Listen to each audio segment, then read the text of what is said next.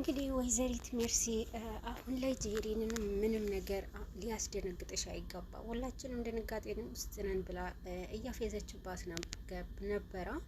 ወይዘሮ ሰማሃል መሞቷ የሜርሲ ምንም አልነበረም። በሰበቡ እሷን ከህይወቷ ውስጥ መውጣቷ አስደስቷት ነበረ። ነገር ግን የወይዘሪት ሜርሲ ጉዳይ አሁን ላይ ይበልጥ ደግሞ ከወይዘሮ ሰማሃል የበለጠ አቀንቃኝ ሰው ተገኝቶባታል። ወይዘሮ ሰማሃል ከመሞቷ በፊት እንግዲህ ለልጇ ራሷን እንዲጠብቅና ምንም ነገር ጠንካራ እንዲሆን ብላ ነበር የተናገረችው። እንግዲህ የአቶ አመን ሰርግ ላይ ብዙ ነገር ተፈጥሯል። በስጦታ መልክ የመጣላቸው እቃ ሁላቸውም አስደንግጧቸዋል።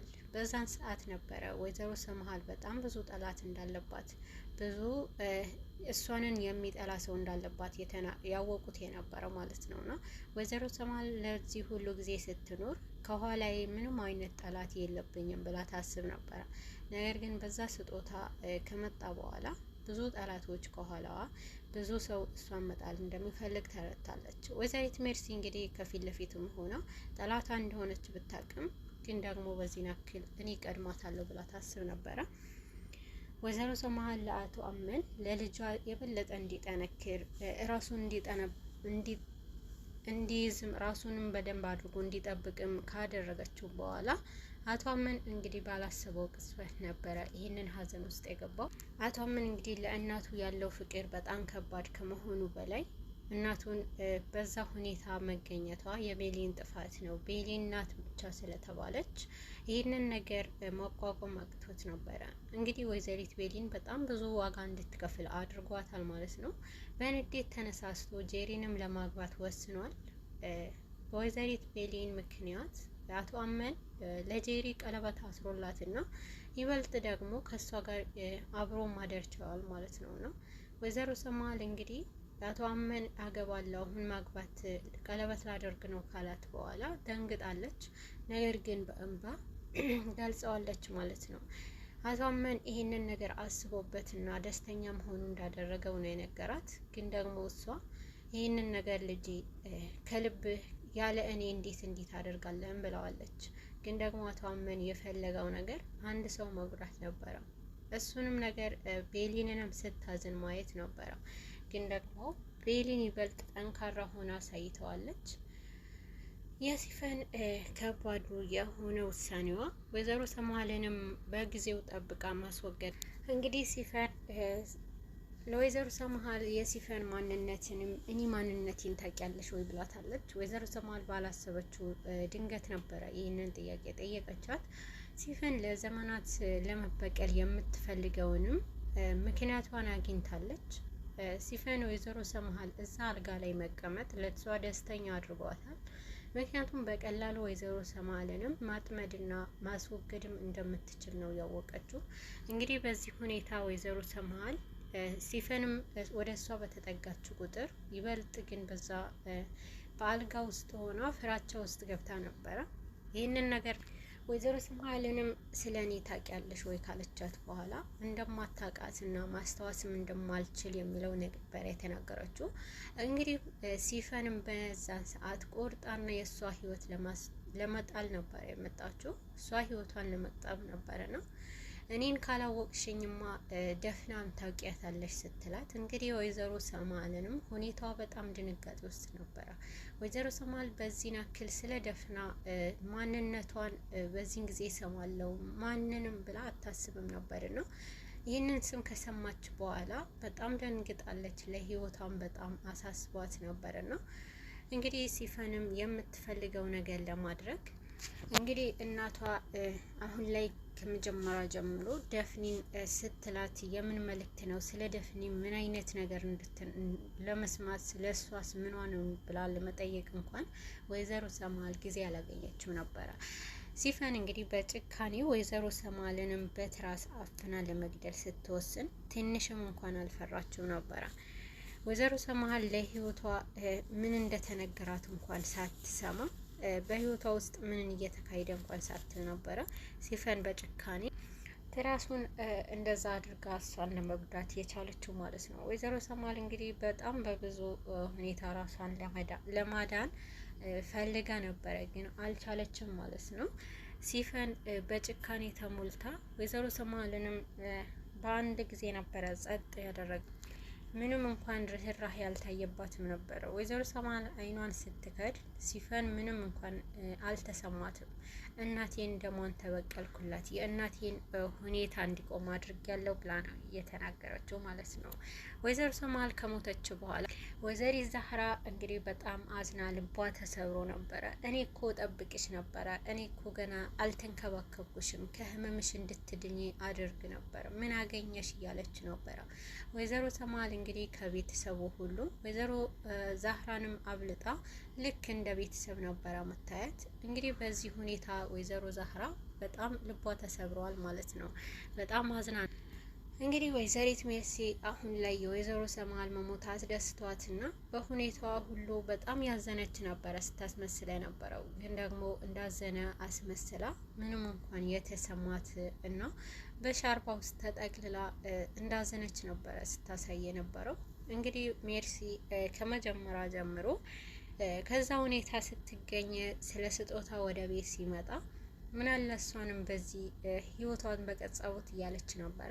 የምትፈልገው ነገር አሁን ላይ ሆኖላት ሲፈንም ማስመሰሏ ቀጥላለች ማለት ነው። ሲፈን ምንም እንዳልተፈጠረና እናቴ ስትል ባደረገችው ነገር ትንሽም ጸጸት ሳይሰማት ነበረ።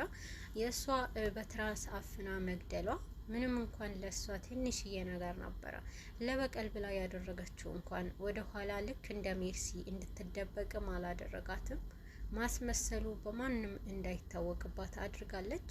ወይዘሮ ሰማል እንግዲህ በአደጋ መሞቷ አንዳቸውም እንኳን ሊጠረጥሩ አልቻሉም። በዚህ መሀል ግን ሳትቀድም ስለተቀደመች ሜርሲ በእሷ በሌሎች እጅ የወይዘሮ ሰማል ህይወት ማለፉ አስደስቷታል ማለት ነው። እንግዲህ በሁሉም ነገር ላይ ስታሾፍ ነበረ ሰው ሀዘን ውስጥ ሆኖ፣ እሷ ግን በጣም በደስታ ምንም ያልተሰማት እንድትሞት ምክንያት የሆነች ሰው እስኪመስል ድረስ ነበረ ሰው እስኪታዘባት ድረስ እዛ ጋር ስታስመስል። እንግዲህ እኝን ሰውዬ የወይዘሪት ሜርሲ ሁኔታ አስገርሞት በጣም በአግራሞት ሲያያት ነበረ።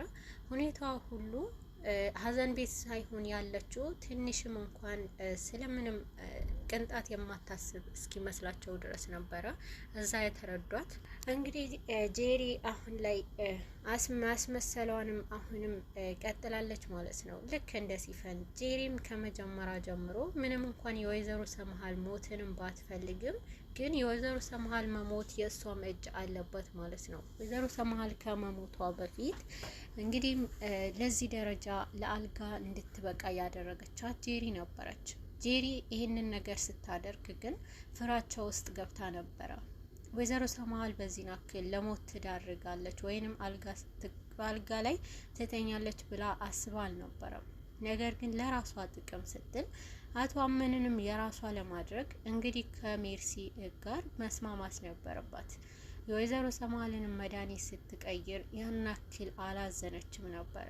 ግን ደግሞ አሁን ላይ በሞቷ ምክንያት በጣም ውስጧ ተከፍቷል። ነገር ግን ሜርሲ ይህንን ነገር እኮ መጀመሪያውንም ፈርቼ ነበረ ብላታለች። እንግዲህ ሜርሲ በዚህ ነገር ምንም እንዳትጸጸት ነው ለጄሪ የነገረቻት። ጄሪ ግን ፍራቻ ውስጥ እንደገባች ነግራታለች። አቶ አመን ልቡ በጣም ተሰብሯል። እንግዲህ የእናቱን ሞት በዚህ ናክል መቀበል አልቻለም ማለት ነው። ማንንም ሰው ማናገር አልፈለገም፣ በሀዘን ተውጧል።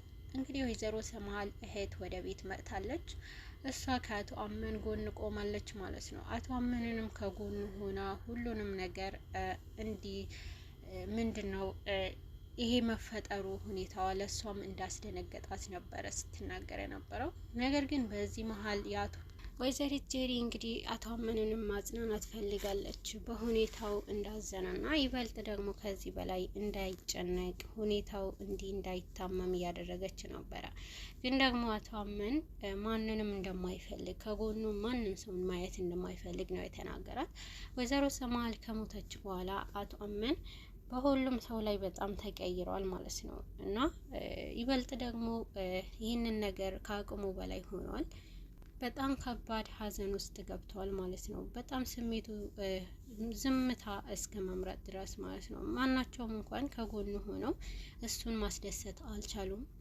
በተለይ ደግሞ ያመንን አክስት የእናቱ እህት ስለ እሷ ሞት እሷ መቀበል እንዳልቻለች ነበረ ስትናገረው ነበረው እና ደግሞ ከዚህ ነገር ጀርባ እናቴ ይሄ ነገር እንደሚፈጠር በደንብ አድርጋ አውቃ ነበረና በሁኔታው ሁሉንም ነገር እንዳዘነች ስትናገር ነበረ። የወይዘሪት ሜርሲ ሁኔታ አሁንም ቢሆን አስጨንቋታል ማለት ነው። የአቶ አመን አክስት አሁን ላይ ሜርሲ እዚህ መምጣቷ ከመጀመሪያውም አላወቀችም ነበረና በመምጣቷ አስደንግጧታልና ይበልጥ ደግሞ ካሁን በኋላ ለእህቴ ልጅ እኔ ያለሁት ብላለች። እንግዲህ ከባድ የሆነ ጦርነት ተፈጥሯል። በወይዘሪት ሰማል መሞት የአቶ አመን አክስት መምጣቷ ይበልጥ ደግሞ ሜርሲ አስጨንቋታል።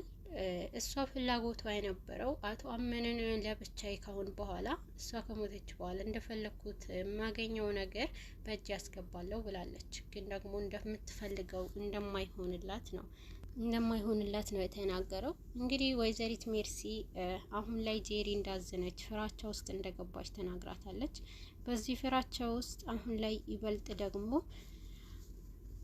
ሜርሲ እንግዲህ ጄሪንም እንዳንቺ ሁሉም ሰው ደንግጧል፣ ነገር ግን ደግሞ ብላ በምንም ነገር እሷ በዚህ መሀል ላይ እንዳለችበት ስትናገራት ነበረ። እንግዲህ ሜርሲ አሁን ላይ ጄሪንም ምንም ነገር ብትናገር አፏፏ ስትላት ነበረ። ይበልጥ ደግሞ ከአቶ አመን ጎን ሆና እሱን እንድታጽናናው ከጎኑ እንድትሆን ነው ያደረገችው ወይዘሪት ሜርሲ። እንግዲህ አሁን ላይ ይበልጥ ደግሞ በጣም ልትጠቀምባት የምትፈልገው ጄሪ ናት። ጄሪ ወደ አቶ አመን ይበልጥ አንድ እርምጃ እንድትጓዝ ታደርጋታለች ማለት ነው። በጣም እየፈለገች ነው። እሷን ስታገኛት ደግሞ በሷ በኩል አሁን ላይ የአቶ አመን አክስት መምጣቷ ለሜርሲ በጣም ከባድ ስለሆነ ጄሪን የግድ ደግሞ ከእጇ ማስገባት አለባት። የምትፈልገው ነገር እንደምትፈልገው ማድረግ እንዳለባት ነው